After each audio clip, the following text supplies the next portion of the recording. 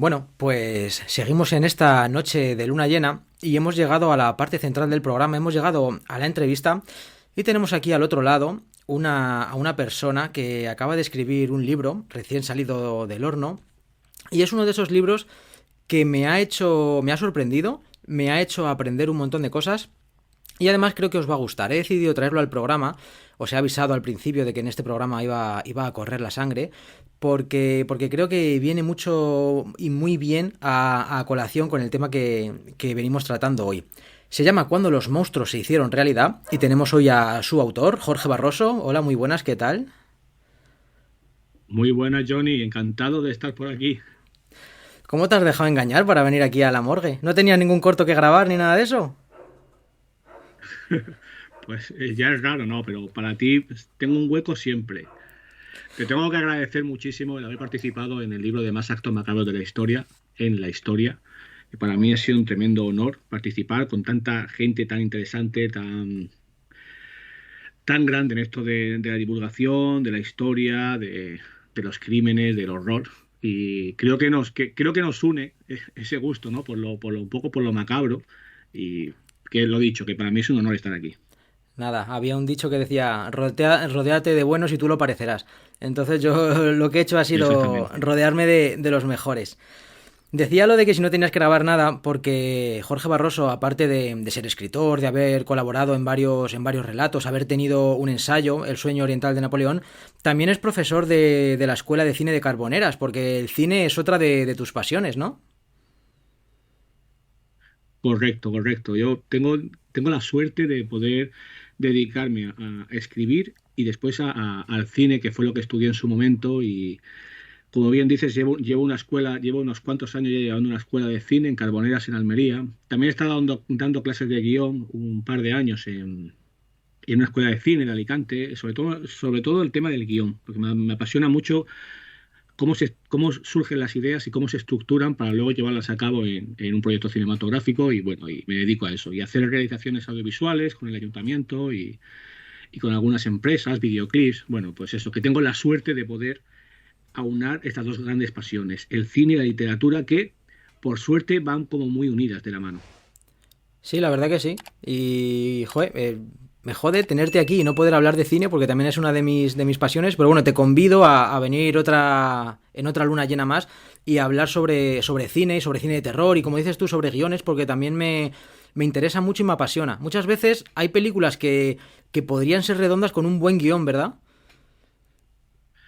Sí, sí, lo que pasa es que, bueno, esto es un tema muy extenso, pero el tema de los guiones eh, está como demasiado, parece que no, ¿eh? Parece que no, pero luego cuando estudias, por ejemplo, la estructura clásica de los guiones, sobre todo en las películas que se hacen desde América, ¿no? De Estados Unidos, está como demasiado, tiene una estructura muy, muy similar. Es una cosa que a los que hemos estudiado guión, creo que mucha gente habrá escuchado lo del viaje del héroe, ¿no? Los 12 Sí, pasos sí. del héroe. En Estados Unidos lo tienen muy a rajatabla, casi en 80 y tantos por ciento de las películas, las productoras no se las juegan y pretenden que sea siempre la misma estructura, porque saben que en el subconsciente esas películas funcionan.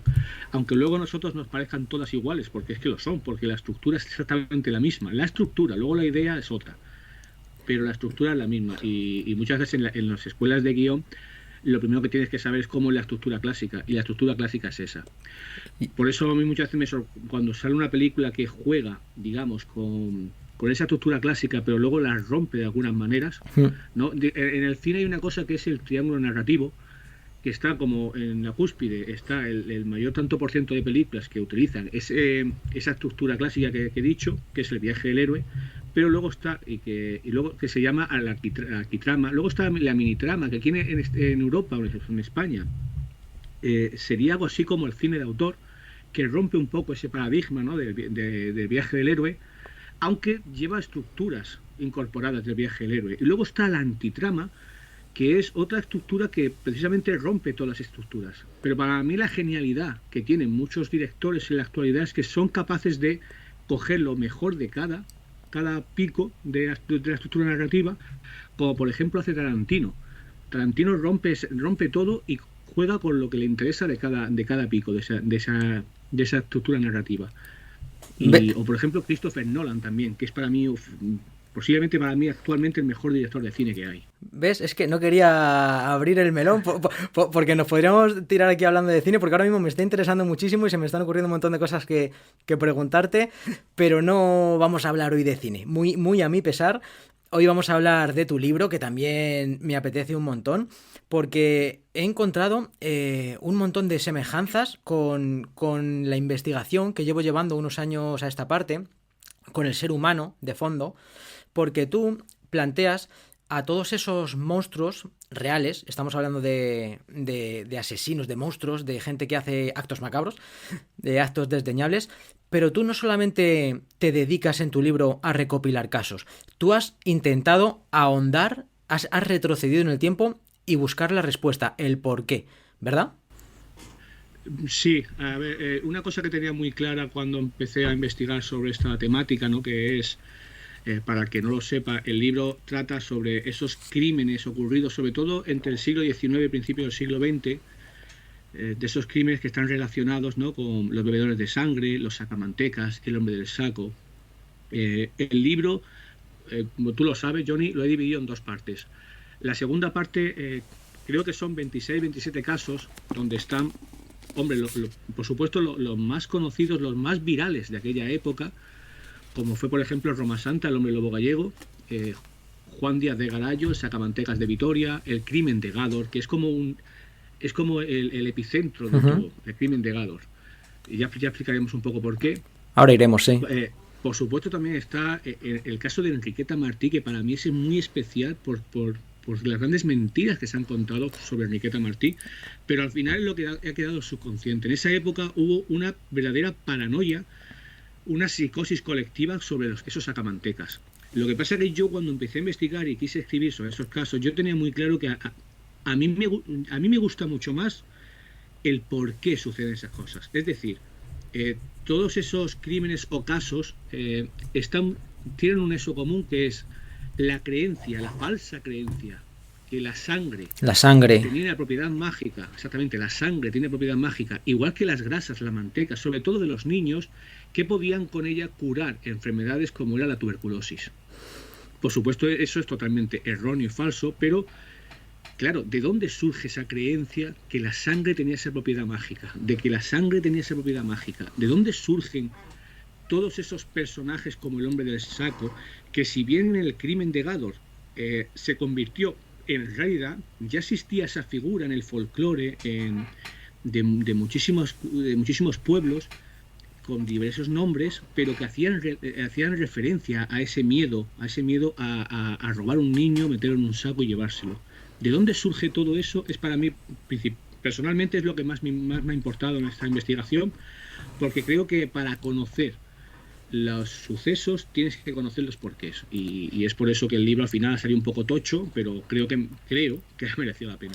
Sí, 500, a mí me ha sorprendido cuando lo recibí, 560 páginas, me sorprendió, pero yo creo que ha sido un acierto no limitarte a poner casos uno detrás de otro, porque creo que a la gente, o a mí, cuanto menos, ya te lo comenté, lo que más me interesó es esa primera parte, ese origen, ese porqué, porque muchas veces, si comprendemos o si entendemos al ser humano, y ahora entraremos en detalle, pues quizá nos podamos adelantar a los acontecimientos. Y como dices tú, son crímenes que quizá vengan desde muy antiguo, pero hay otros que están muy cerquita en el tiempo. Has estado dando pinceladas, has hablado de Gádor, has hablado de Enriqueta Martí. Luego, cuando lleguemos a Enriqueta, te voy a contar una anécdota que me pasó esta semana y me pareció bastante divertida. Pero quería empezar por el principio. Al igual que has hecho tú, has retrocedido y te has ido hasta la prehistoria. Has ido hasta el origen de lo más antiguo que tenemos datos. Y yo quería preguntarte si tienes constancia desde qué momento o cuándo iniciamos nuestro pensamiento mágico, nuestro pensamiento místico. Hablabas de la sangre que tenía propiedades. ¿Cuándo el ser humano, bueno, o quizá fue antes del ser humano, empezamos a tomar conciencia de que había algo más? Pues yo investigando sobre eso, porque para mí era muy importante el conocer, digamos, ese origen, a esa creencia de la sangre como algo mágico. Y te tienes que ir a la prehistoria, ¿no? Yo hago referencia a que posiblemente esos primeros seres humanos con un poco ya de raciocinio tuvieron que... Eso que nosotros denominamos que es pensar, en verdad no es más que crear patrones. Entonces, cuando los primeros seres humanos entendieron que cuando un congénere suyo o alguien de su poblado se caía por un barranco o sufría una herida o luchaba contra alguien, o ya sea del mismo clan o de otro clan diferente, cuando le hacían esa herida y sangraban, perdían vitalidad, incluso podía llegar la muerte. Eso, al contrario, porque el ser humano, si hay una cosa también que he dejado un poco clara en el libro, es que el ser humano siempre todo tiene una dualidad tremenda. Es decir, si la sangre podía matar, la sangre podía, de algún otro modo, podía ser generador de vida. Y para eso también la simple observación. ¿Cuál? Pues que las mujeres, cuando dan a luz, expulsan sangre. De hecho, durante muchísimos años se ha creído, o creían en la antigüedad, que el feto se alimentaba de la sangre de la madre. ¿Cuándo es la mujer, las chicas, cuándo son más fértiles? Cuando tienen un momento antes del periodo de tener la regla. Esa simple observación pudo hacer entender que ellos creyesen que la sangre podía ser, a la vez que muerte, la posibilidad de vida. De todas maneras, para mí hay un filósofo historiador que menciona al principio del libro, que es Mircea Eliade, que para él esa conducta religiosa o mágica se tuvo que iniciar ya en el Paleolítico inferior. Y para él es el tema de la caza, el uso del fuego, la concepción de herramientas, digamos, para él eran esenciales, pero no solo como una muestra de inteligencia planificadora, sino como algo ya que probaba una sensibilidad religiosa. Y ese valor mágico religioso de las armas, tal como lo evidencia, por ejemplo, algunos pueblos, ¿no?, cercanos a la naturaleza, que viven a día de hoy en la actualidad y que estudian los antropólogos, para Eliade lo decisivo de esa creación, de ese pensamiento mágico que es lo mismo que el pensamiento religioso, fue la caza, la muerte del animal y la evidente similitud de esa sangre derramada con la sangre del hombre, que tuvo que provocar una especie de solidaridad mística, ¿no?, por esa presa, y por tanto una idea de sacrificio. Yo hago mucha referencia al tema de los sacrificios, como has podido comprobar en el libro. Y de hecho, vamos, yo estoy investigando ahora también sobre el pensamiento mágico y estoy muy de acuerdo en lo que escribes porque no hago más que retroceder. Empecé hace 40.000 años con la llegada del Homo sapiens, cuando se juntó con los neandertales. He descubierto que más antiguo, a 65.000 años, sigue habiendo vestigios de pensamiento mágico. Ya voy por 175.000 años y todavía hay descubrimientos de que los primeros neandertales ya tenían ese pensamiento, como dices tú, esa idolatría por la sangre, porque yo creo que la clave está en que puede ser mortal, pero también beneficiosa, o también puede otorgar, puede ser mágica. Yo creo que esa es la clave, que puede ser tanto positiva como negativa. Sí, además, ya sabes, también por el libro yo he hecho hincapié en varias veces para la creación de personajes de ese folclore, como el hombre del saco, el coco, siempre se crea a través de la dualidad con otro personaje, ¿no? El ser humano digamos, no voy a decir creado, sino que crea un patrón mental en el cual todo tiene que tener una dualidad. Y en ese caso, la sangre yo creo que fue de las primeras cosas con ese pensamiento mágico, que la sangre te podía matar, pero a la vez te podía dar vida. Y eso es lo que, tal como dice, por ejemplo, Cliff Landerthal en un clásico libro que se llama, lleva por título La historia de Drácula. Ese es el concepto que tenemos del vampirismo, ¿no? Si la pérdida de sangre debilita y mata, probablemente la creencia posterior fuera que el consumo de ese icor mágico, la sangre, podía regenerar, rejuvenecer o devolver a la vida. Si la sangre es la vida, beberla significa absorber la vida y el alma. Y de esto también nos hacemos eco, por ejemplo, en las tradiciones religiosas que están, por ejemplo, en el Antiguo Testamento o en el Nuevo Testamento. Y desarrolla un poco eso. A ver, tanto en el Antiguo Testamento como en el Nuevo Testamento hay diversas menciones al poder, digamos, de la sangre.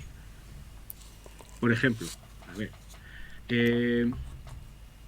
Tenemos, por ejemplo, el caso del Antiguo Testamento. Ya hay muchos hechos que hablan de, por ejemplo, de sacrificios con el tema de la sangre.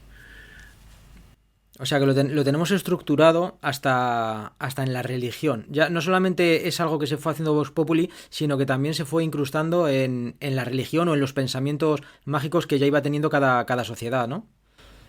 Exactamente, sí.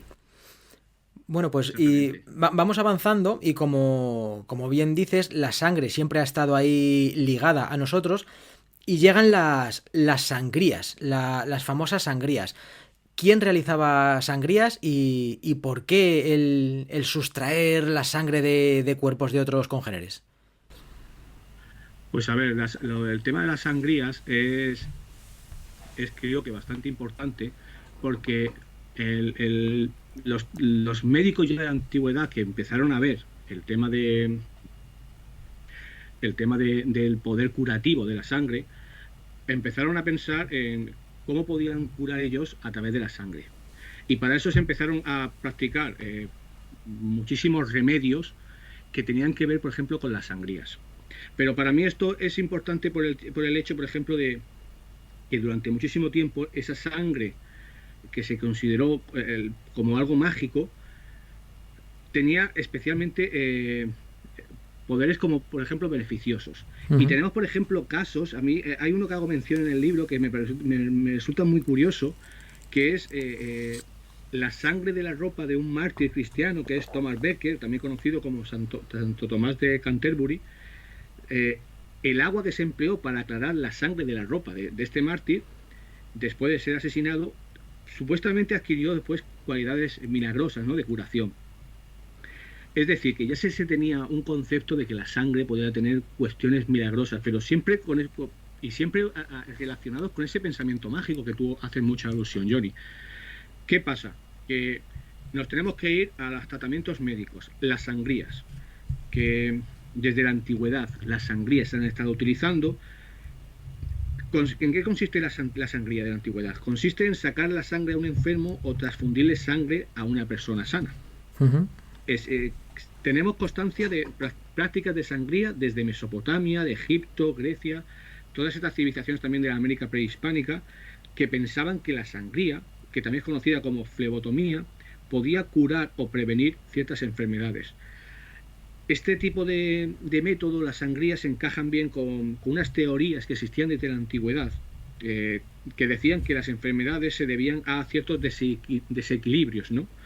Eh, por ejemplo, tenemos Hipócrates y sus sucesores basaron todas sus teorías médicas en dos ideas, que eran que la salud era consecuencia de un equilibrio en las costumbres, como por ejemplo comer, beber, hacer ejercicio, ¿no? Y que la enfermedad era todo lo contrario, esa dualidad que hemos hablado, consecuencia de un desequilibrio en alguno de esos factores. Y por otro lado, se creía que era posible eliminar ese exceso de fluidos del cuerpo mediante la inducción de el vómito, la Ujú. diarrea, pero también las sangrías. Es decir, las sangrías que eran también se practicaban sobre todo con dos métodos, que era haciendo un corte en la vena o con ventosas, y que tiempo después se produjo también otro método que eran las sanguijuelas. Y durante casi más de 2000 años estos tres métodos fueron las terapias fundamentales, digamos, las combinadas para cualquier dolencia. Es curioso cómo después sucesores, por ejemplo, de Hipócrates, por ejemplo, Galeno, que en el siglo I antes de Cristo introdujo, a partir de esa teoría de Galeno, de Hipócrates, introdujo otra teoría, que es la teoría humoral, que muchos médicos conocerán, espero, que era la creencia que pervivió hasta el siglo más o menos XVIII, que era la idea de que la salud era consecuencia de un equilibrio de cuatro líquidos o humores: la sangre, la bilis negra, la bilis amarilla o la flema, y que la enfermedad era provocada por un exceso en alguno de estos humores, ¿no? Por ejemplo, si lo que predomina es la bilis negra, pues el sujeto se volvía un poco triste o melancólico. Si la que predominaba era la bilis amarilla, era irascible o colérico. Si lo que prevalecía era la flema, se volvía flemático. Flemático quiere decir un poco indiferente.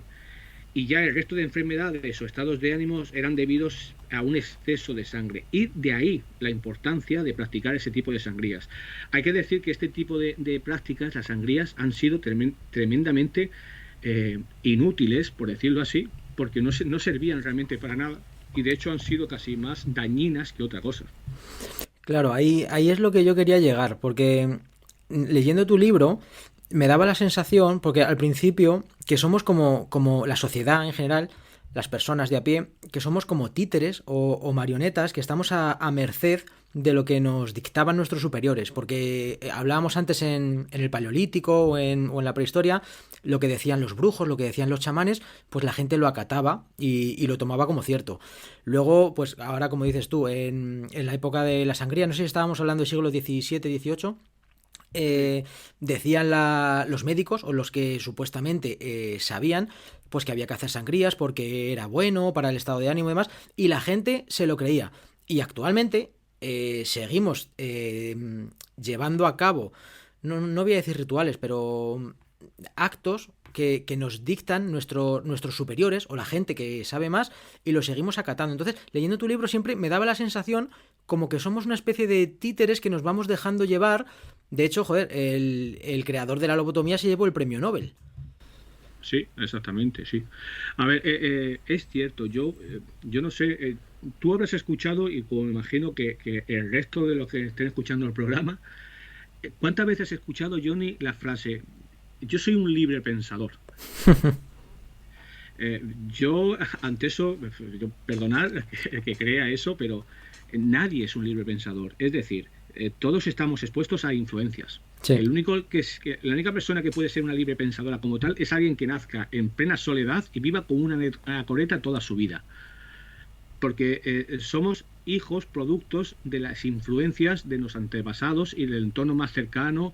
Es decir, desde la más remota antigüedad, lo que ha predominado siempre ha sido la transmisión oral de historias, de cuentos. Yo hay una cosa, y lo enlazo un poco con el cine. Cuando yo empiezo las clases de cine, Johnny, siempre les explico a los alumnos que el ser humano es de por sí es un mentiroso. El ser humano es un mentiroso. Con esto no quiero decir que seamos mentirosos, la típica mentira, ¿no? De ¿dónde estás? Estoy en el trabajo y estás de fiesta. No, me refiero a que el ser humano está constantemente inventando historias. Estamos prácticamente cada minuto de nuestra vida, en nuestro cerebro, contándonos historias. Alguien que ha dicho algo y se lo cuentas a alguien, oye, ¿sabes qué? Y empiezas a ficcionar porque realmente no lo sabes. La inmensa mayoría de la gente que no sabe de algún tema, ¿qué hace? Habla como si supiera. ¿Qué está haciendo? Ficcionando.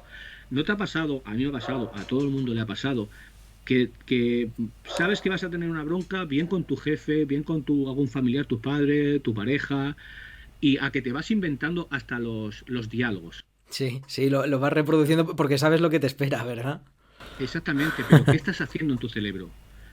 Estás ficcionando. Entonces, el ser humano, desde que empezó a coger ese tipo de conciencia, de ese pensamiento mágico, empezó a ficcionar. Que así es como surgen los grandes cuentos, las grandes religiones surgen a través de la ficción. La ficción es la que nos ha moldeado siempre. El problema es que quien maneja la ficción es el que maneja el relato. Y al final uno se deja llevar por el relato que imponen quienes, los que mejores cuentan esos relatos, que desde la prehistoria hasta la actualidad, los mejores oradores, el que mejor palique tiene, es el que mejor se lleva a la chica. Es decir, creo que está muy relacionado con eso. El poder que asistí desde la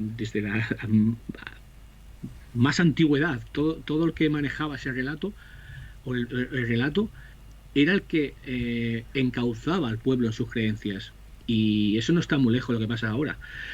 Eso sí, a día de hoy hay un cambio sustancial en todo eso. Y es, si desde la prehistoria el que manejaba el relato oral era el que tenía el discurso y el que manejaba el poder, posteriormente fue la literatura el que supo cómo manejar el relato a través de lo escrito, ¿no? De la literatura, era el que tenía el poder. Y claro, es el que cambia totalmente todo tipo de ideas. Claro, es que antiguamente no había redes sociales, no había televisión. Antiguamente tenía que ser por los libros, ¿no? La escritura. Exactamente. ¿Qué pasa? Que si tú vas viendo cómo va evolucionando todo lo que es la literatura, la historia de la literatura como tal, vas viendo cómo se va modificando los pensamientos a través de la literatura. En el siglo XX cambia un poco todo eso porque es el cine el mayor difusor de ideas de toda la historia, el cine. Pero en la actualidad, la más reciente actualidad, en pleno siglo XXI, el que más modifica todo tipo de ideas, y lo estamos comprobando día a día, son las redes sociales. Cómo nos meten día tras día, bulo tras bulo, y la gente se lo sigue creyendo porque... Entonces, quien maneja ese relato del bulo es el que gana. Completamente de acuerdo. Hoy en día, y bueno, iba a decir de la política porque es lo que tenemos en nuestro día a día, pero en cualquier ámbito, que todos los políticos son mentirosos, menos el mío. El que voto yo no, él nunca lo haría. O todos son malos, menos el que piensa como yo. Sí que es verdad. Entonces, yo te quería preguntar, a nivel general, a nivel global, a nivel de sociedades, ¿tú crees que nuestra moralidad se ha ido forjando a base de prueba-error? De esos relatos que tú vas comentando, te van creando sociedades y luego si se descubre que está mal, pues probamos otra cosa. Sí, totalmente, sí. El ser humano no deja de ser un animal y toda la naturaleza está creada a partir de prueba y error, prueba y error, prueba y error. Y una de esas, fíjate, hemos hablado al principio de los guiones, ¿no? Uh-huh. Esa estructura clásica de la que hemos estado hablando, ¿no? Del viaje del héroe, surge cuando alguien, un griego, se dio cuenta, Aristóteles, se dio cuenta que todas las historias orales que llegaban hasta que las que perduraban en el tiempo, ¿no? Tenían muchísimo, muchísimo que ver con las que tenían un patrón muy básico que todo el mundo habrá escuchado hablar, que es planteamiento, nudo, desenlace. Uh-huh. Todo lo que no llevase esa mínima estructura parecía que se perdía en la historia, no llegaba. Llegaban ciertas historias que contenían un cierto patrón. Al final, el que dominaba ese cierto patrón de planteamiento, nudo, desenlace, es el que dominaba, digamos, las ideas. Y cómo ese patrón se ha ido contrastando, se ha ido difundiendo a lo largo de los siglos hasta llegar a la actualidad y que podemos verlo en muchísimas películas o literatura clásica. Entonces, ese de prueba y error siempre ha sido así. En la ciencia, cualquier experimento científico surge a través de experimento de prueba y error, prueba y error. Cualquier modificación genética, cualquiera que haya leído, por ejemplo, lo de Darwin, ¿no? Uh-huh.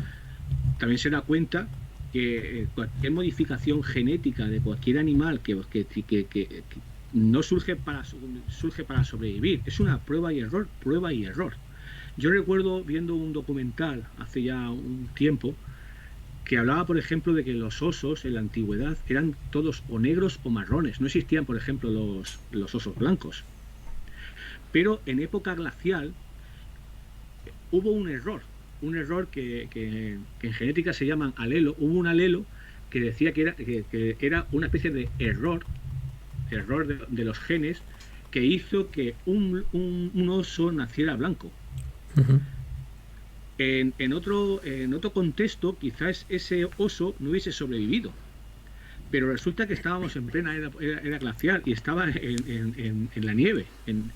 Es decir, ese oso blanco tuvo mucha más capacidad de sobrevivir y de cazar. Claro. Porque se mimetizaba con la nieve. Es decir, que esa prueba y error de todos los animales, nosotros no dejamos de ser un animal. Y todo avance científico es prueba y error, prueba y error. Y cuando escribimos algo, un relato, escribimos un ensayo como este, al final deja de ser prueba y error, prueba y error. Sí, totalmente de acuerdo. Da un poco de miedo y un poco de vértigo porque parece que estamos hablando de cosas de la antigüedad, la creación de las especies y demás, pero hoy en el 2024, seguimos con esa prueba y error y todo lo que hasta hoy damos por sentado, quizá mañana tengamos que enfundárnosla y decir, ostras, pues o nos hemos equivocado o nos han engañado. O sea que yo creo que viene también bien para pensar que quizá no demos por sentado todo tal y como lo conocemos o tal y como nos lo han explicado. Sí, es así. Por eso la importancia de investigar de manera honesta y buscando siempre las fuentes, contrastar, eso es fundamental, sí. Bueno, y hablabas antes de la creación de relatos para la transmisión oral, para enviar un mensaje a la sociedad. Me ha gustado mucho en tu libro porque nos hablas de Baba Yaga, nos hablas de Lolensero, nos hablas de Papá Noel. Me ha encantado el apartado de Papá Noel. Tenemos a la Llorona, tenemos al gato Yule, a la bruja Yula. Así que háblanos un poco de la creación y de la modificación de estos arqueotipos, que luego en el fondo casi todos van enfocados a lo mismo. Pues sí, a ver, yo hago hincapié en el libro, como tú lo has podido ver, en la importancia que tiene en todo este tipo de personajes que han surgido, como sobre todo como el hombre del saco, ¿no? Uh-huh. Y el coco, que están muy, muy relacionados con todo este tipo de personajes, como Baba Yaga, bueno, todos los que han mencionado. Hay un montón, cada cultura en su folclore tiene un personaje muy parecido a eso. Hace referencia, por ejemplo, también a Papá Noel. Eh, Tú que lo has leído, es curioso cómo esa dualidad que creamos, si existe un Papá Noel, ¿cómo trae la felicidad Papá Noel a la casa? ¿En qué trae la felicidad? La trae en un saco. En un saco. En un saco. Pero ¿cómo lo contrario que es? ¿Cómo te llevas la felicidad de una casa? ¿Cuál es la mayor felicidad de una casa? Los niños. Los críos. ¿Y cómo te lo llevas? En un saco. Y por eso aparecen figuras como por ejemplo el Krampus y bueno, y una infinidad de personajes como has leído en el libro, que tampoco quiero destriparlo mucho para que el que lo lea. No, solamente dejamos ahí el apunte para que vean porque esto sobre todo de curiosidad, de cómo se han ido forjando y creando los mitos, pero también como advertencia de que quizá una leyenda oral con el paso de los siglos se puede transformar, como tú bien hablas, en monstruos reales. Sí, claro, al final yo lo que he tratado de hacer un poco en el libro, mi idea era, en esta primera parte, ya que hablo, por ejemplo, de los cuentos, ¿no? De cómo, la importancia de los cuentos, de lo fantástico y sobre todo del miedo. ¿Por qué se metía miedo a los niños con los cuentos y con este tipo de personajes que nacen a través de un poco también de eso, de ese folclore, de los que deja de ser también de los cuentos? Yo he tratado de hacer en esa primera parte, y no sé si lo he conseguido, ya me dices tú, Johnny, pero yo quería hacer un poco como el cuento de Hansel y Gretel, ir dejando pequeñas migajas de pan, pistas, ¿no? Uh-huh.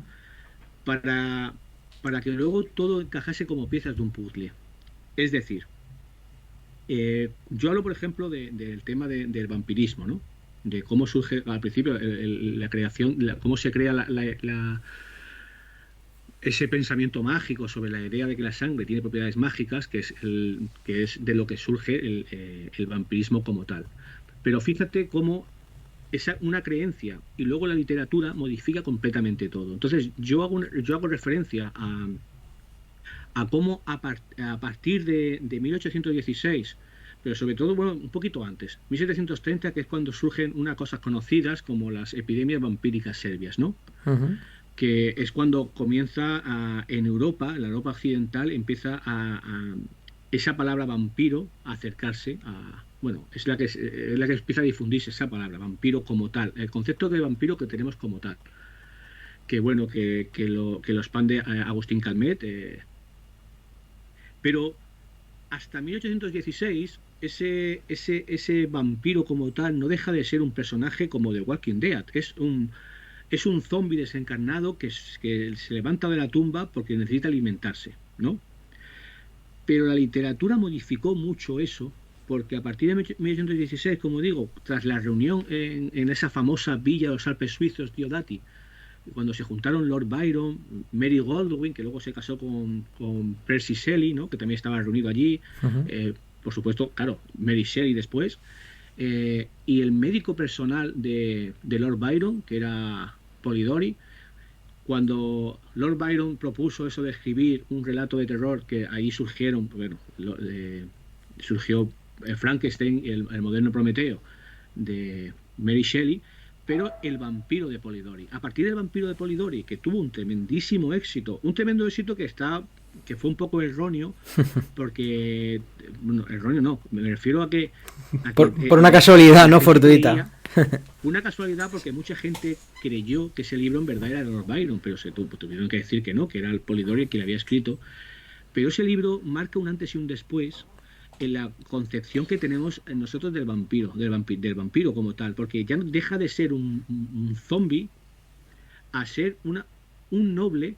Lord Rutten es un noble que además conquista a las mujeres, seduce a las mujeres. Que a partir de ahí ese personaje es el que va siguiendo toda la siguiente tradición literaria que eclosiona sobre todo con el Drácula de Bram Stoker. Ujú. Eso es curioso porque después, cuando hago relación también a la tuberculosis como enfermedad, a esa creencia, o a esa creencia no, sino pues sí, bueno, había una creencia la cual los nobles se curaban antes, pero porque tenían porque iban a sanatorios que no se lo podía permitir la sociedad normal, la sociedad obrera. Por lo cual, ahí empieza, digamos, a crearse también otra especie de patrón que decía, la literatura se está poniendo a los nobles como seres vampíricos, y luego como la gente con poder económico son los que se curan de esa enfermedad que moría la inmensa mayoría de la gente, pues pobre o trabajadora, tenía muchísimas más posibilidades de morir porque no tenían esas medidas higiénicas, ¿no? Por lo cual ahí se tuvo que empezar a crear una especie de patrón que surge después de rumores y bulos que hablaban, por ejemplo, de que Alfonso XII, que era enfermo de tuberculosis, pues niños que morían o desaparecían eran debido a eso, a que Alfonso XII parecía que tenía una especie de grupo de personas que iban buscando niños para alimentarse, que también tiene que ver también con estos personajes reales, por ejemplo la condesa de Bathory, Ujú. que han influenciado muchísimo ese tipo de creencias. Y es que, y se hace real. En ese momento, desde, estábamos hablando del poder de la sangre, se crea el vampiro de Polidori y luego ya con Drácula de Bram Stoker se hace real y llega hasta nuestros días, hasta nuestra actualidad. Seguimos pensando en el vampiro y bueno, quizá ahora ya estemos un poco más trastocados, ahora ya los vampiros no sean tan, ya sean más refinados, ¿no? Ya sean más Brad Pitt y no sean tan Sí. Nosferatu, pero la leyenda del el monstruo del vampiro se convierte en realidad. Es acojonante y yo creo que sí que lo has conseguido. Lo que hablas de que ibas dejando piezas del puzzle para que luego al final todo se una, yo creo que sí que lo has conseguido, porque yo a medida que iba leyendo todo el germen, sabía dónde querías llegar y sabía dónde iba a desembocar y todo iba creando sentido. Sí, bueno, la intención, digo, era esa para luego entender por qué se dieron los casos que se dieron, ciertos crímenes, otros no eran tanto, o cómo se fue creando esa psicosis en los sacamantecas. Porque también quiero dejar claro que si bien las personas como los bebedores de sangre, que bebía, y nunca mejor dicho, de todo ese tipo de literatura o mito, ¿no? O esos personajes como el hombre del saco que pertenecen más al folclore, sin embargo, por ejemplo, los sacamantecas no es tanto así. Los sacamantecas sí parecía tener una cierta base muy distorsionada, ¿no? Ujú. Pero porque sí existían testimonios, digamos, médicos de las boticas reales, por ejemplo, que hacían mención a que la grasa humana sí estaba considerada como con propiedades mágicas, o no, mágicas no, curativas. Y entonces a partir de eso, hago referencia también, aunque no lo voy a desvelar mucho, pero sobre las momias, como la momia, la carne de momia, Sí. parecía que durante la Edad Media y sobre todo la Edad Moderna era como, yo hago referencia que era como el paracetamol, la aspirina o el paracetamol de la actualidad. Servía para curar todo. Ojo, a los que se lo podían permitir, a la nobleza. Pero cómo luego eso fue, claro, la carne de momia fue desapareciendo y luego surgen esos personajes que son muy literarios, pero que eran reales, que eran los desenterradores de cuerpos, los resurreccionistas, que se dedicaban a coger cuerpos de los cementerios para llevárselos a los médicos que tenían que practicar anatomía con ellos. Pero también cómo se lo llevaban, con sacos. ¿Qué pasa? Que luego también están, por ejemplo, los verdugos, que también una vez que mataban a la víctima, tenían la potestad para poder coger parte de su cuerpo y luego vendérselas también a boticarios. Existen una X cantidad de documentos que hablan de eso. En España solamente hay uno, pero en Europa, por ejemplo, en Alemania o en Francia, pero sobre todo en la zona de Alemania, sí existe mucha documentación sobre eso. Y es curioso cómo esa idea de que los boticarios en las boticas se tenía enjundia humana para curar enfermedades, cómo eso luego fue derivando en ese personaje del sacamantecas, incluso creando bulos tremendos que casi ocasionan que linchen a boticarios, como por ejemplo pasó en Viveiro, en La Coruña.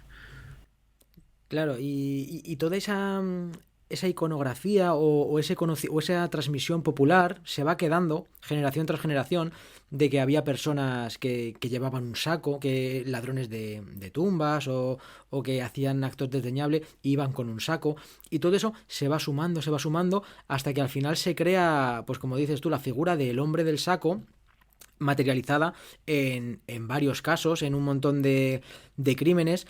Yo creo, corrígeme si me equivoco, que Gador es el epicentro del libro.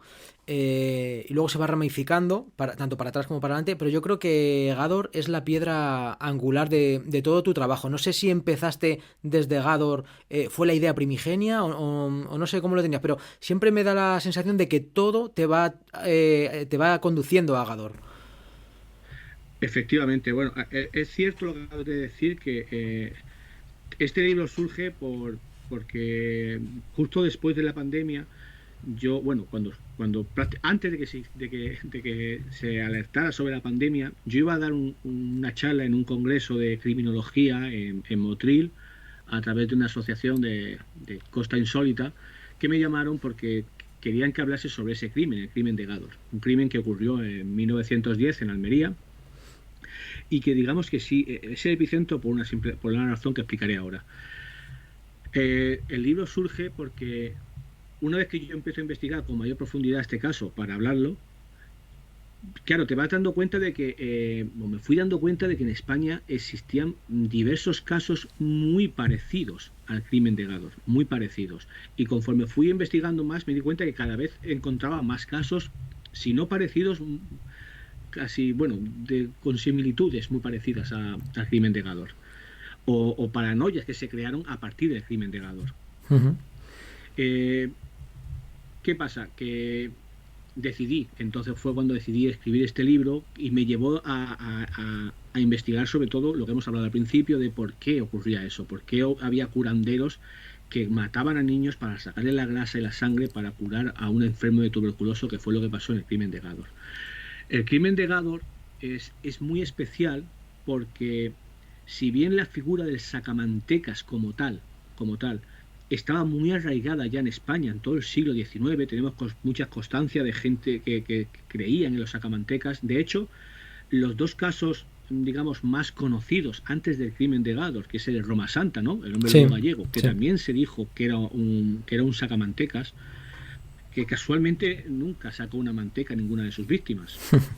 Pero luego tenemos el extraño caso de Juan Díaz de Garallo, que a partir de 1870, un asesino en serie que se conoce hasta la saciedad como el sacamantecas de Vitoria, que tampoco sacó nunca ninguna grasa, ninguna manteca, ninguna de sus víctimas. Sí tenemos constancia que sus dos últimas víctimas las desgarró, les sacó las grasas, pero era para despistar, porque la prensa hacía mención a que estaban buscando un sacamantecas.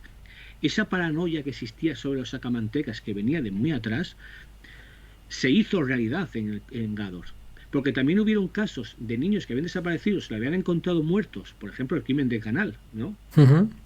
En Madrid, niños que desaparecían, que decían que claro, que eran bebedores de sangre. Como nunca se encontraron a los culpables, el crimen de Gádor, donde se aunó en un crimen a un niño que le sacaron las grasas de verdad para curar a un enfermo tuberculoso, y también que le sacaron la sangre, es como que todos esos rumores, toda esa creencia en los bebedores de sangre, en los sacamantecas, se hizo tremendamente real. A partir de ahí ya no eran rumores, era algo cierto, muy cierto, porque se habían descubierto los autores. Y si a eso le sumas que al niño lo secuestraron y lo llevaron en un saco, esa figura del folclore se hizo también realidad. Por eso digo que el crimen de Gádor es el nexo común de todo, es como el epicentro, porque en ese caso sí se dieron, todos esos rumores se hicieron tremendamente verdad, se hizo realidad, que a partir de ahí también hubo casos que eran como muy parecidos a partir de ahí. El miedo se hizo real en la sociedad porque ya dejaban de ser fantasía y todo se volvió plausible. Exactamente, exactamente. Y que además eso hizo, antes de eso, se sabe también por muchísimos documentos, incluso por las nanas, Sí. que las mujeres, las nodrizas, las madres, siempre metían miedo a los niños con una finalidad, ¿no? Que es no te alejes del entorno, ten cuidado, sobre todo ten cuidado con el otro, con el que no pertenece a esta sociedad, al que no pertenece a la comunidad nuestra.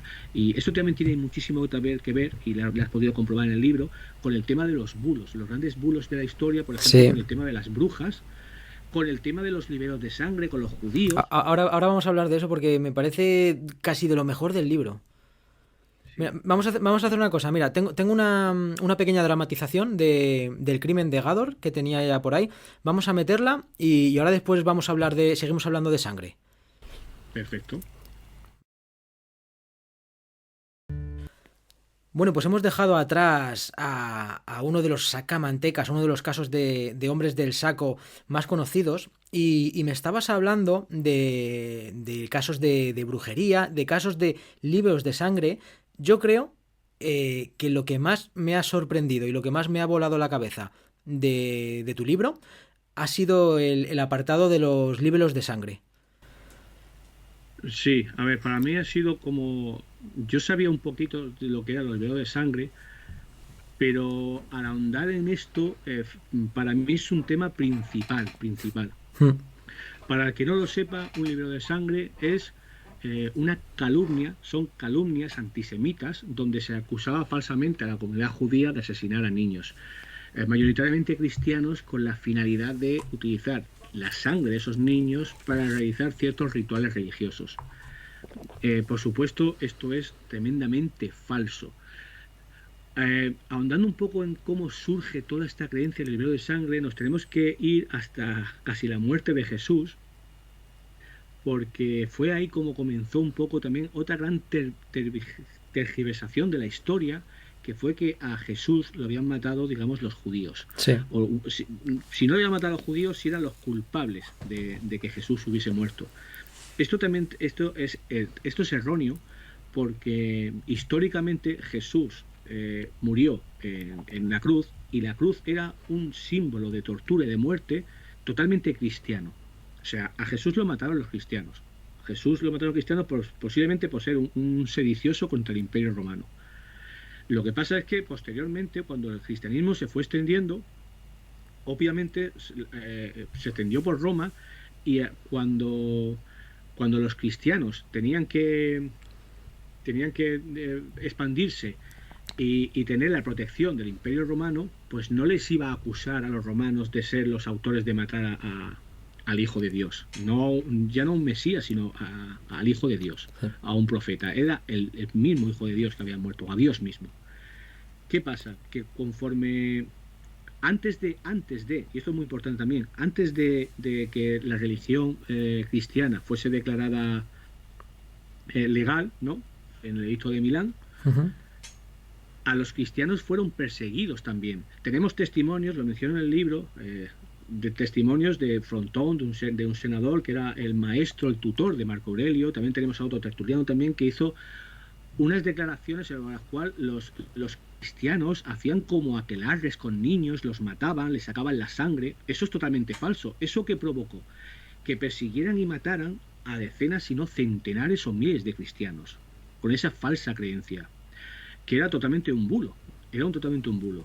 Pero después el cristianismo, conforme ya se hizo religión oficial del Estado y se fue expandiendo, ese bulo lo trasladaron, los propios cristianos lo trasladaron a los judíos. Y hago mención, por ejemplo, a un caso que es en 1144 en Norwich, en Inglaterra, donde apareció un niño eh, muerto dentro de un saco. Eso es curioso, dentro de un saco, y que a partir de ahí se fue extendiendo ese bulo ese bulo de que habían sido los judíos, porque con ellos hacían, bueno, hacían rituales con los niños, con ese niño y con todos los demás niños, y toda esa creencia se fue extendiendo por toda Europa, que fue la causante de la expulsión de los judíos de muchísimos sitios y de la muerte. La Inquisición se creó para perseguir a los judíos o a los falsos judíos, a los conversos. Sí. Y con la creencia, con mucha de la culpa fue esa creencia que tenían que los judíos hacían eso.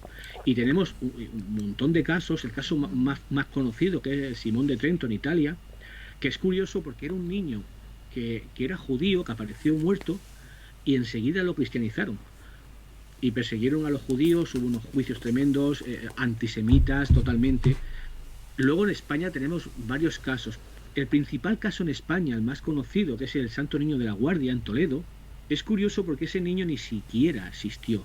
No hay prueba alguna de que ese niño existió. Y fue un caso que se inventó nuestro magnífico, ¿no?, por decir de alguna manera, nuestro magnífico inquisidor patrio, que fue Torquemada. Torquemada. Sí, que se inventó ese caso porque necesitó crear tal odio al pueblo judío para que los pudiesen expulsar de España. De hecho, al poco tiempo, los reyes católicos expulsaron a los judíos de aquí. Yo hago mención a la tremenda importancia que tienen todos esos bulos, como son el libro de sangre, porque posteriormente esas ideas, para que veamos qué repercusiones tienen históricas las grandes mentiras. Eso es. Exactamente, porque ese bulo que costó miles y miles, y no millones de vidas durante toda la historia del cristianismo, sobre todo a partir del siglo XII, pero luego esa idea llegó hasta el Imperio ruso a finales del siglo XIX, principios del siglo XX, donde la policía zarista rusa inventó un libro que yo creo que todos los que amamos este mundillo del misterio hemos oído hablar alguna vez de él, que son los Protocolos de los Sabios de Sion. Sí. Y al cual muchísima gente a día de hoy, solo hace falta meterte en internet y buscarlo, cree que es cierto. Es un invento de la policía zarista para crear odio sobre el pueblo judío y expulsarlos de Rusia. ¿Qué pasa? Que ese libro, a partir de la década de los años 20, se empezó a vender por Europa, sobre todo en Alemania. Yo creo que con esto ya estoy diciendo todo. Se hizo muchísimo eco, por supuesto, todo Hitler y todos sus secuaces, todos sus correligionarios, y fue el causante del holocausto nazi. Pero es que si nos vamos más a la actualidad, lo que estamos viendo en la actualidad del pueblo judío, lo que está haciendo con Palestina y eso, es un poco la consecuencia también de todo eso, porque se ha creado el duro núcleo, el sionismo ha creado un núcleo tan duro para poner una barrera para que no los acusen más de nada, que al final están haciendo ellos ante lo mismo. Es decir, toda esa radicalidad que tiene al día de hoy el gobierno, yo voy a decir el pueblo judío, pero sí los que gobiernan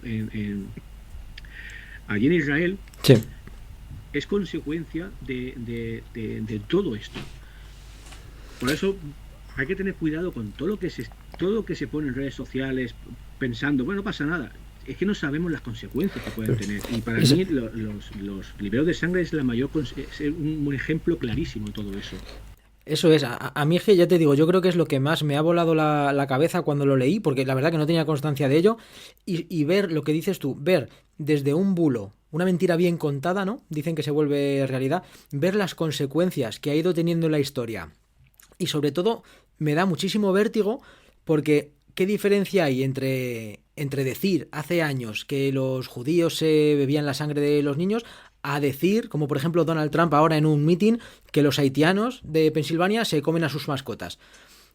Son tan cantidad, unos bulos que parecen que se dicen sin repercusión alguna, pero quién sabe si esa mentira se va a ir engordando la bola de nieve y hasta dónde puede llegar. Esas falacias, esos discursos de odio contra cierta parte de la población, quién sabe a dónde nos puede llegar en el futuro. Por eso lo de los libros de sangre me ha gustado, yo creo que es mi parte favorita de tu libro.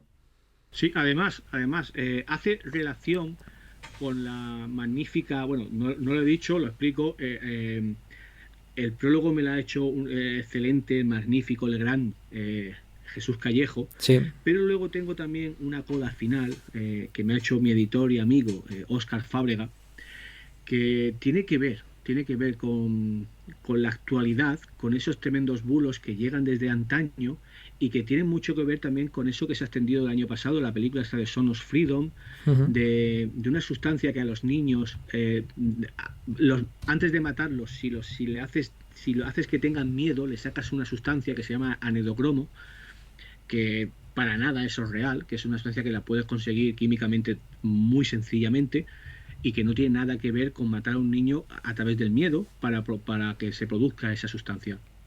Y es curioso cómo ese bulo se está calando, está cada vez más, que tiene mucho que ver también con todos estos seguidores de Donald Trump y todo esto. Entonces, ojo, Sí. ojo lo que se está extendiendo, porque a mí me recuerda mucho a todos estos los libros de sangre. Es que es muy clavado y lo que hoy en día nos meten por TikTok, por las redes y demás, es que la gente se lo cree. Vamos, yo lo sé porque yo estoy día a día con mis amigos, con mis compañeros. Hay gente que sí que está más metida en estos temas o quizá tiene un poco más de conocimiento y sabe un poco discernir, pero hay otros amigos míos que me dicen, he escuchado esta noticia, pues por ejemplo lo que estabas contando de que hay iba a decir mafias, sí, hay mafias o hay grupos de poder que secuestran niños para sacarles una sustancia y hacerte joven o hacerte, o yo qué sé, o para que sea afrodisíaco o lo que sea, y se lo creen Sí, pero es que tenemos todas otras pruebas que casualmente, además, yo creo que todos estos epicentros de todas estas cosas surgen en Estados Unidos con movimientos que están muy relacionados con los grupos evangélicos más radicales, que tiene que ver, desde hace unos cuantos años, no sé si lo has visto, pero es existe un bulo tremendo que los miembros del Partido Demócrata y sobre todo gente famosa, actores, a Tom Hanks, han dicho ya de Tom Hanks que ha hecho un montón de rituales con niños. sí. Y yo, ¿dónde están las pruebas? Nunca lo Hillary Clinton la jodieron la campaña hace 4 años. exactamente. ¿Dónde están las pruebas? Y parece como que da igual las pruebas. Es porque salga en una red social, en un meme, y ya la gente se cree lo que quieren creerse.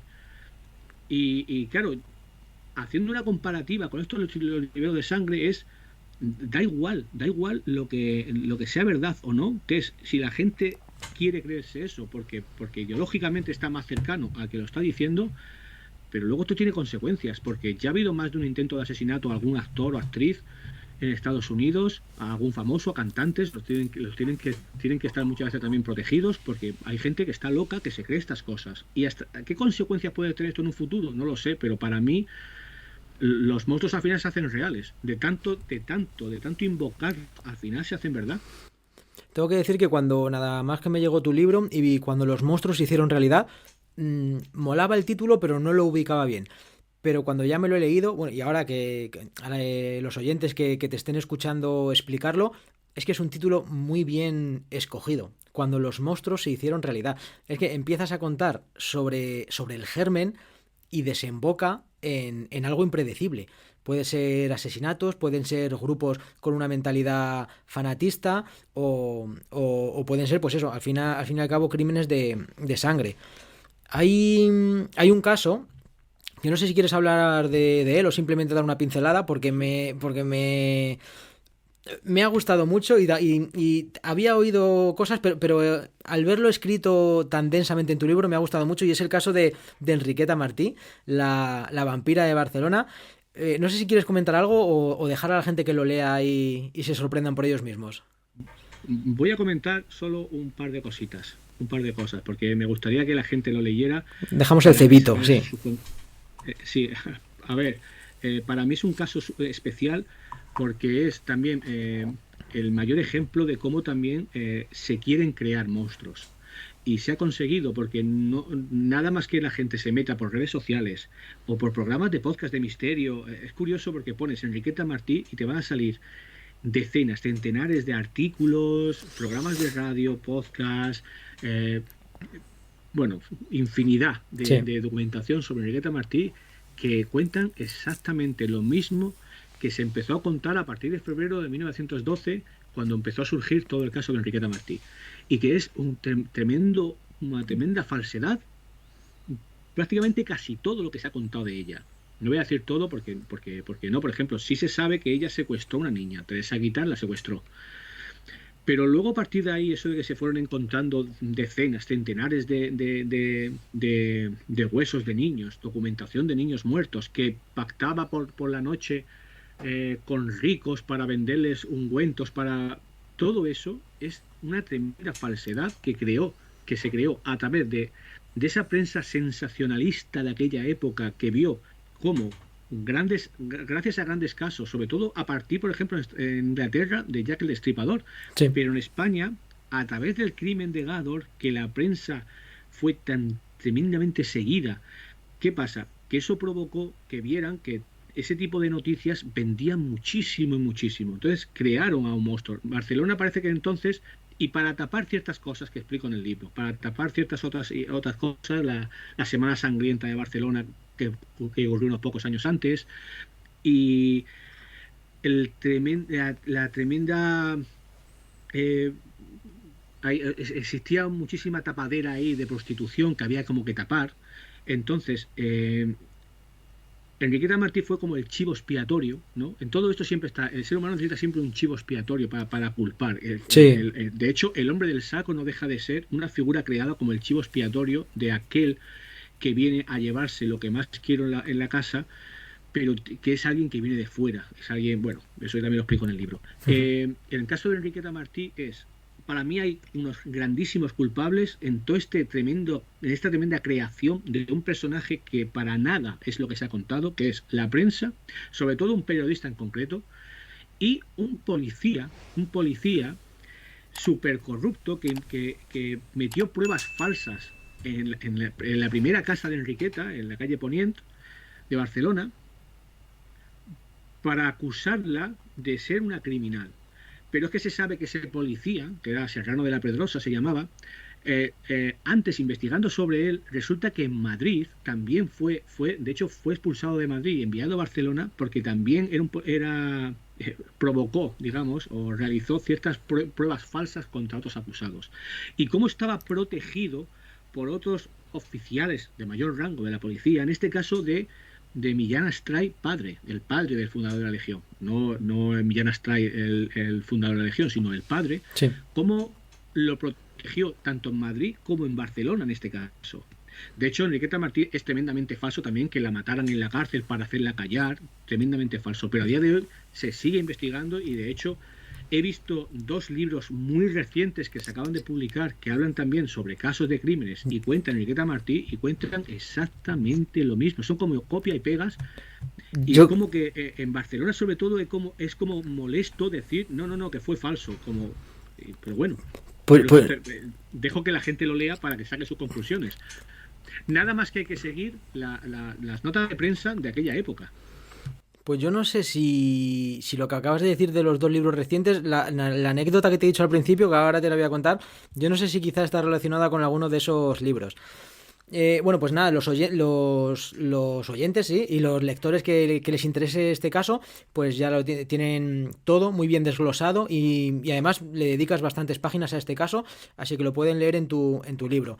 Y la anécdota que te quería contar es que justo después de leerme tu libro, después de leerme este caso, estaba yo en la casa del libro y no sé si te refieres a lo mismo, pero hay un libro de una youtuber conocida que ha sacado un libro justo ahora y la verdad que no me acuerdo bien el título, tampoco es plan de Sí, hacerle sí, hate, pero creo que es no. muy similar al tuyo, porque me pareció curioso de monstruos reales o monstruos en la realidad o algo así. Y la anécdota es que cogí el libro, dije, anda coño, qué buena pinta, porque además a esa chica yo he visto algunos vídeos suyos y de los primeros casos estaba el de Enriqueta Martí. Y empecé a ojearlo y lo que dices tú, te cuenta exactamente lo mismo que lo que te cuentan todos, que las falacias y las mentiras que te cuentan todos sobre su persona. Así que nada, dejé el libro en la estantería porque dije, no me interesa un cortapega. Entonces me pareció curioso que después de leer tu libro se siguen publicando mentiras. Sí, sí. No sé, a mí me resulta bastante curioso, es como o que directamente no se quiere investigar bien, que es cojo lo que han escrito algún autor y pongo exactamente lo mismo con otras palabras, pero lo que pasa es que para mí enriquece el mundo del misterio, el mundo de la historia, este mundo que a nosotros nos gusta tanto, enriquece la verdad. Y entonces, pues, en honor a la verdad y en honor a esa mujer ha pasado a la historia como una de las mayores criminales de España, cuando no es para nada verdad, y creo que era justo estudiar ese caso en profundidad. Es verdad que también he utilizado documentación de personas, por ejemplo, como Elsa Plaza, que hizo un libro tremendo sobre Barcelona, que era desmontando el mito de Enriqueta Martí. A partir de ahí también Juan Corominas, también otro libro, y a partir de ahí también yo tuve que contrastar, digamos, con la prensa de la época, porque existen páginas para buscarlo, todo lo que esté digitalizado se puede buscar, y es ver cómo es verdad que todo lo que se fue en ese momento poniendo, digamos que dictaminaba un poco la creencia de lo que estaba pasando con Enriqueta Martí o qué se estaba contando sobre ella. Por ejemplo, que si haya aparecido un documento de un niño muerto que era al final era familia de ella, era hija de su cuñada, que el niño apareció, pero en muchos libros que he leído, bueno, unos cuantos libros que he leído, documentación en páginas, te dice que ese niño estaba muerto, pero si apareció, si está vivo, ¿sabes? Entonces, bueno, Sí, pues, pero hay que investigarlo y hay que moverse y hay que interesarse, claro. exactamente, sí. No, yo que tengo que decirte, te tengo que dar la enhorabuena porque creo que has hecho un trabajo de documentación encomiable y muchos datos, pero no apabullantes, no aburridos, porque los vas intercalando con frases, con anécdotas, no metes notas así a pie de página que el lector quizá tenga que desviarse y perder el hilo, los vas insertando muy bien en la narración. Y a mí me ha parecido súper orgánico todo y muy nutritivo, ¿eh? A mí enhorabuena porque me ha gustado mucho. Pues muchas gracias. En eso tengo que darle mucho las gracias a mi gran maestro en todos estos temas, que es Óscar Fábregas. También porque, te digo, él fue el creador del título del libro. Yo iba a titular de otra manera y Óscar, después de leerlo y de hacer las correcciones y eso, me dijo: Jorge, el libro se tiene que titular así. Se tiene que titular Cuando los monstruos tienen realidad, porque es lo que estás contando, a partir de leyendas, de mitos, de Eso cuentos, es. de tradiciones, de folclore, cómo después se hicieron realidad. Entonces, el título tiene que ser así. Y yo, pues, la verdad es que cuando me lo dijo, digo, pues la verdad es que sí, el título es tremendo. Y es verdad que yo intento siempre a la hora de escribir que el libro no se convierta, aparte que son tochos, me pasó con el de Napoleón, que son tochos porque lo sé, me da por enrollarme mucho, pero intento que no sean tan densos, y cuando yo entiendo que están siendo un poco más denso, eh, intercalarlo con eso, con anécdotas, con sucesos así que llamen la atención para hacerlo más llevadero a la lectura. Sí, un alivio de vez en cuando y seguimos. A mí me ha gustado mucho. Bueno, pues vamos afrontando ya el final de la charla. Y sí que me gustaría que habláramos así de algún caso, Sí, no de los típicos, porque ya hemos hablado de Gador y de Enriqueta, hemos dado unas pinceladas. Había elegido un par de ellos, pero si quieres hablar de otro, no tengo problema. Yo no, no, había elegido, por ejemplo, El vampiro de Avilés, me gustó. sí, un caso tremendo porque ya en su momento, lo tengo aquí el perro, en su momento fue comparado con el crimen de Gador, porque aparte porque también tuvo muchísima repercusión en ese momento, aunque a lo mejor mucha gente no lo conozca. eh, el, eh, Ese fue un crimen que ocurrió en Avilés, sobre un niño que se llamaba Manolín Torres, que tenía 8 años, que lo mató una persona que se llamaba Ramón Cuervo, que fue a partir de ahí conocida como el vampiro de Avilés. Y es curioso porque eh, para mí que es como el último gran Caso. sacamantecas, ¿no? De esa época, porque a partir de ahí sí hubieron más casos, pero en algunos sitios nunca se descubrió quién fue, pero este fue como el último gran personaje que bebe mucho, vaga la redundancia de beber, bebe mucho del crimen de Gador. Ocurrió, es más, y ahora explicaré al final también, porque tiene mucho que ver también con esa. A partir del crimen de Gador, muchísima gente hacía que va a venir el hombre del saco en relación al hombre del saco. Sí. A partir de este crimen también se metió mucho miedo con el tema de que va a venir el vampiro de Avilés, por una razón que explicaré al final. Todo esto ocurrió porque el día 20 de abril de 1917, un diario local de aquella zona que se llamaba el noroeste de Gijón, apareció una noticia con un titular tan impactante como: matan a un niño para beberle la sangre, ¿no? En los siguientes días, otros tantos medios hacían titulares muy parecidos. Fue un crimen que ocurrió en el barrio de la Magdalena de Corros, en las afueras de la ciudad de Avilés. De hecho, también aquel crimen fue conocido también como el crimen de la Magdalena. Este crimen se ocurrió una tarde del 18 de abril de 1917, más o menos sobre las 6 de la tarde, cuando Manolín Torres, que era hijo de un obrero de una fábrica de productos lácteos de aquel barrio, estaba jugando en una plaza con otros niños, con 3 niños. De repente se le acercó una persona porque quería que alguien, un niño de ellos, les acompañara a una fábrica que había de mantecas muy cercana. Al parecer, a este niño Manolín, como que al principio no le interesó, no quería, pero este hombre le ofreció dinero y al final el niño aceptó. Bueno, al cabo de unas horas, el niño no aparecía. Por supuesto, los padres fueron a poner la denuncia pertinente a la Guardia Civil y se empezó pues esa búsqueda de la Guardia Civil y de muchos vecinos.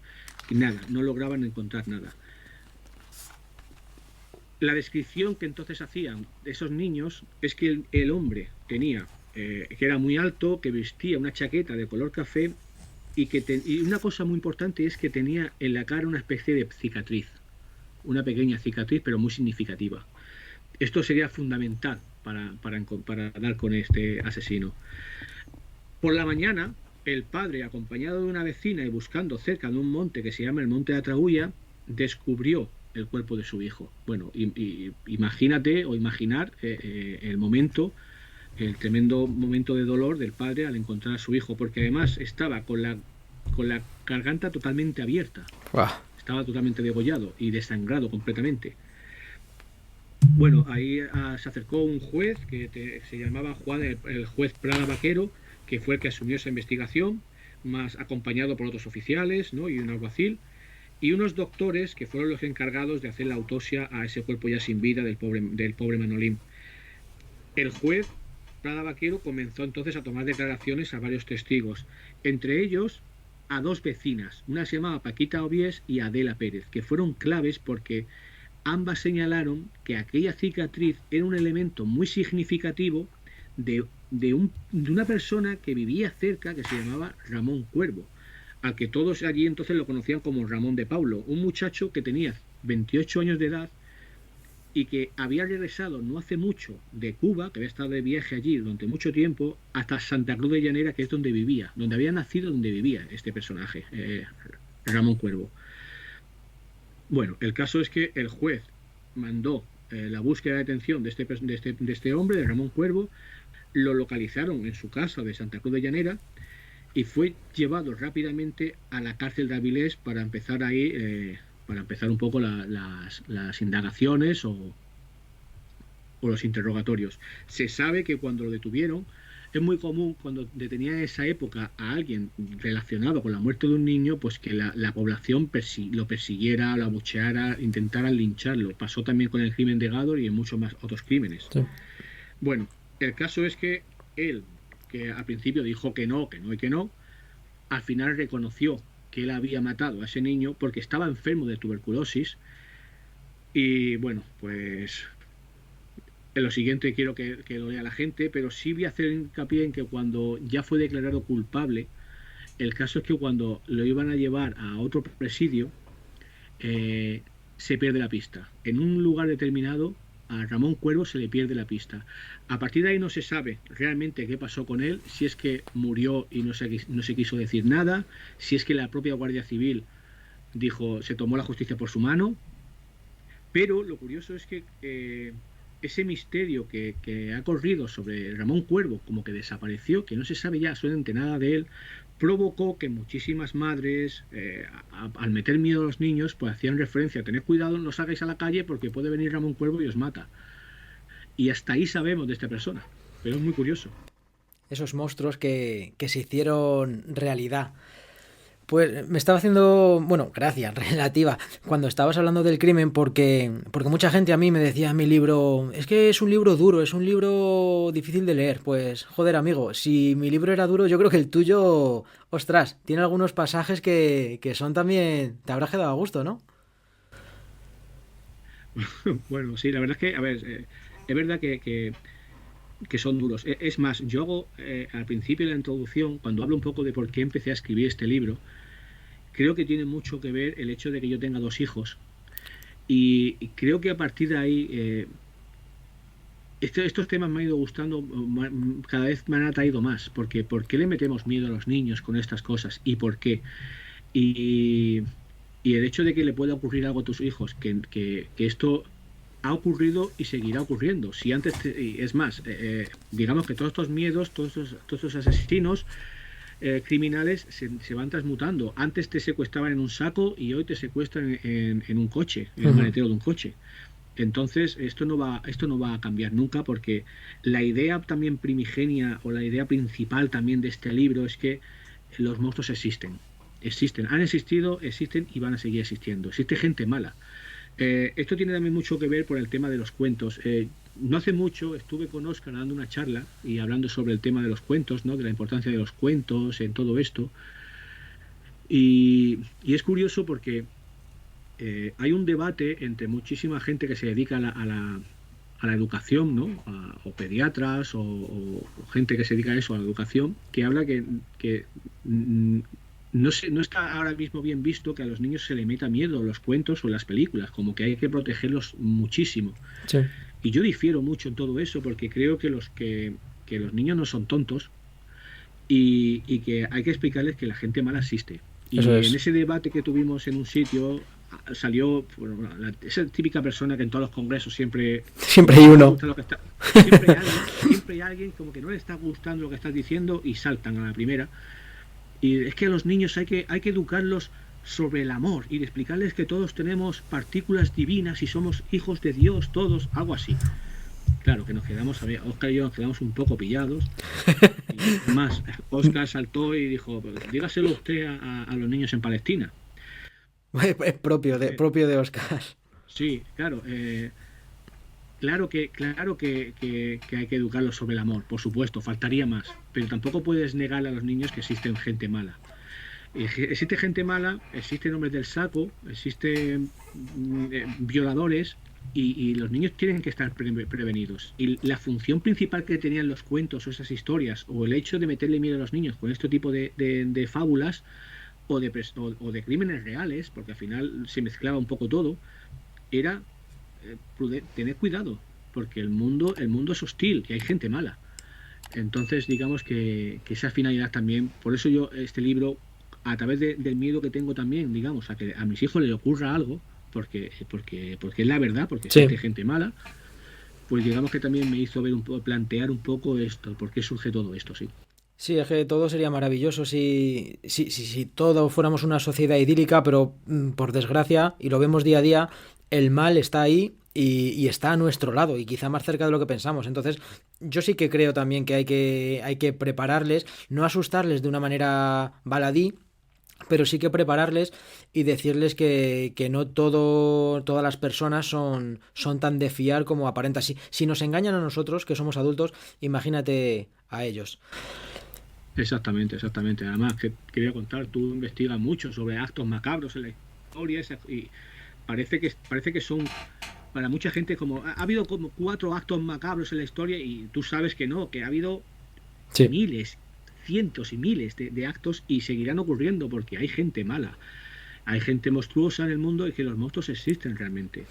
Eh, que sí es verdad que a lo largo de la historia los hemos transmutado a través de cuentos, de personajes de leyenda, de folclore, porque el ser humano es así, porque está constantemente ficcionando, pero existen. Y eso es innegable. Bueno, pues nos quedamos ya casi sin tiempo de charla, así que yo creo que lo vamos a dejar aquí, cuando los monstruos se hicieron realidad de la editorial Guante Blanco. Así que nada, un enorme placer, Jorge, y nada, véndete un poco, dinos como el que quiera contactar contigo o para comprar los libros o los micros son tuyos. Bueno, pues el libro está ya a la venta. Se puede adquirir, yo siempre empiezo, se puede adquirir por la editorial Guante Blanco. Además, eh, se puede adquirir en cualquier librería. Yo sé que físicamente está en muchísimas librerías de toda España, pero si a alguien va a una librería y por lo que sea no está, se lo puede pedir a su librero de confianza, que enseguida se lo traen, así que por eso ningún problema. Es más, abogo siempre porque la gente compre en las librerías, Sí. sino por la propia editorial. Y ya, si como último recurso, a través de plataformas como Fnac, Amazon, porque bueno, porque está la posibilidad. Yo que defiendo muchísimo que la gente vaya a una librería a comprar, pero entiendo que hay pueblos que a lo mejor no existe no hay librerías y que ahí entiendo que bueno, que Amazon tenga que hacer su función. Pero bueno, que el libro está en cualquier plataforma, lo pueden conseguir y me pueden seguir por las redes sociales a través de Facebook, Jorge Barroso, también por Instagram. Y no, hombre, que quiera también, yo le puedo enviar un libro dedicado. Pasa que cuesta un poco más Por los gastos de envío. por los gastos de envío. Sí. Además, como el libro pesa un poco, pues sube un poco el precio de los gastos de envío. Joder, qué me vas a contar? Estoy yo también de gastos de envío hasta la coronilla. Sí, sí. Pero, a ver. Es lo Va- que hay, que quiera dedicado, lo quiera dedicado. O bueno, sí quiero con este libro moverme en tema de presentaciones y ferias de libro bastante. Así que bueno, posiblemente tenga la posibilidad de estar a lo largo de estos meses siguientes, de poder estar en muchos sitios presentándolo y en las próximas ferias del libro en muchos sitios. Con este libro me voy a mover bastante, así que si se da la ocasión pues allí me encontrarán. Sí, que te sigan y como lo vas anunciando, pues yo igual, yo si me cuadra alguna, nos vemos. Que además tengo ahí algún libro para que me firmes. Pues la verdad es que me encantaría coincidir contigo en algún evento, en algún sitio y que espero que se dé más pronto que tarde. Pues sí, yo también. Muchísimas gracias por haberte dejado engatusar y nada, te convoco para en otro momento hablar de cine y de cine de terror.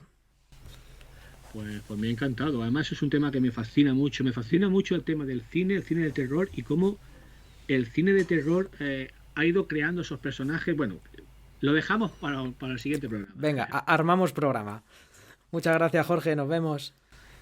Venga, Johnny, un fuerte abrazo.